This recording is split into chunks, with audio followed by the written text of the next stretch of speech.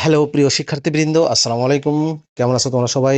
আশা করি ভালো আছো। তোমাদেরকে স্বাগত জানাচ্ছি তোমাদের প্রিয় চ্যানেলের আরেকটি ভিডিওতে।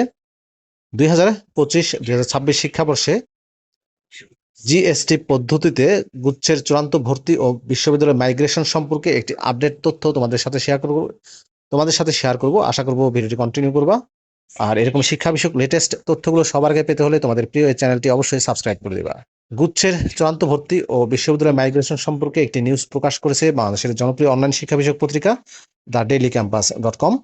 সংবাদটির শিরোনাম করেছে গুচ্ছের চূড়ান্ত ভর্তি ও বিশ্ববিদ্যালয়ে মাইগ্রেশন সম্পর্কে যা জানা গেল। চলো আমরা বিস্তারিত তথ্যগুলো একটু দেখে আসি। 2025-2026 শিক্ষাবর্ষের গুচ্ছ জিএসটি পদ্ধতিতে ভর্তি হওয়া 20টি সাধারণ এবং বিজ্ঞান ও প্রযুক্তি বিশ্ববিদ্যালয়ে চূড়ান্ত ভর্তি কার্যক্রম সম্পন্ন হতে পারে আগামী 8 জুলাই থেকে 13 জুলাই পর্যন্ত। চূড়ান্ত ভর্তি শেষে আগামী 15 জুলাই থেকে সব বিশ্ববিদ্যালয়ে একযোগে স্নাতক প্রথম বর্ষের ক্লাস শুরু হবে। মঙ্গলবার 30 জুন দুপুরে দ্য ডেইলি ক্যাম্পাসকে এই তথ্য জানিয়েছেন জিএসটি গুচ্ছভুক্ত বিশ্ববিদ্যালয়সমূহের ভর্তি পরীক্ষার কোর কমিটির সদস্য সচিব ও ইসলামী বিশ্ববিদ্যালয়ের ভারপ্রাপ্ত রেজিস্ট্রার অধ্যাপক ডক্টর মঞ্জুরুল হক।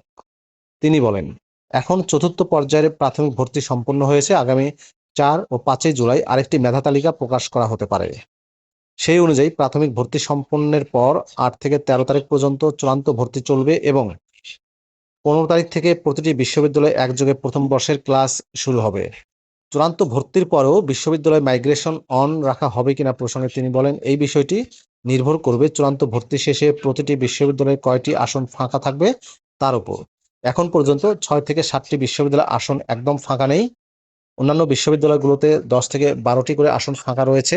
আশা করা যাচ্ছে আরেকটি মাইগ্রেশনের পর এগুলো ফিল আপ হয়ে যাবে। তিনি আরও বলেন, পরবর্তী মাইগ্রেশনের পর যদি দেখা যায় যে মাত্র 2 থেকে 3টি আসন ফাঁকা থাকছে, তবে তার জন্য নতুন করে আর ভর্তির ব্যবস্থা করা নাও হতে পারে।